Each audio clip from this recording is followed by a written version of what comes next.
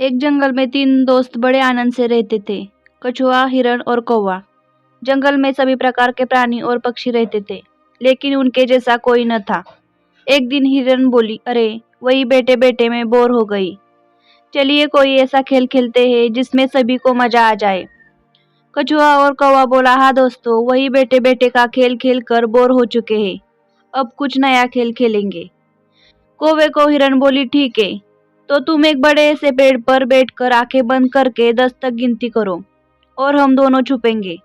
उसके बाद तुम हमें ढूंढना। ढूंढने पर जो भी पहला मित्र दिखेगा वो तुम्हारी जगह पर 10 तक गिनती करेगा और तुम छुप जाना।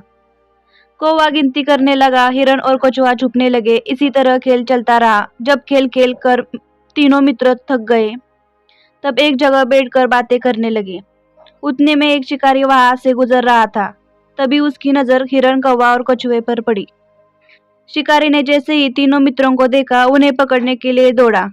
खतरे का आभास होते ही हिरण और कौवा रफूचक्कर हो गए, यानी कि वहां से भाग गए। कछुए को आभास हुआ, परंतु कछुए की चाल धीर होने के कारण शिकारी के हाथ लग गया और शिकारी उसे अपने दुपट्टे में बांधकर ले जाने लगा। शिकारी मन ही मन खुश हो गया। हिरण नहीं तो कछुआ ही सही, रात का तो प्रबंध हो गया, यह कहकर वहां से जाने लगा। उधर हिरण और कौवा अपने मित्रों को ऐसे शिकारी के कैद में देखकर दुखी होने लगे।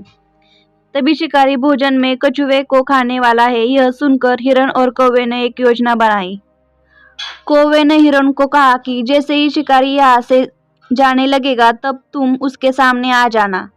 जब शिकारी तुम्हें देखेगा तो अपनी पोटली जमीन पर रखकर तुम्हें पकड़ने के लिए जैसे ही दौड़ेगा, मैं जमीन पर रखी हुई पोटली पकड़कर उड़ जाऊंगा और तुम वहां से भाग जाना।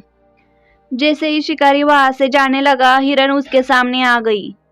शिकारी ने हिरण को पकड़ने के लिए पोटली जैसे ही जमीन पर रखी, कौवा अपनी चोंच में पोटली पकड़कर उड़ गया।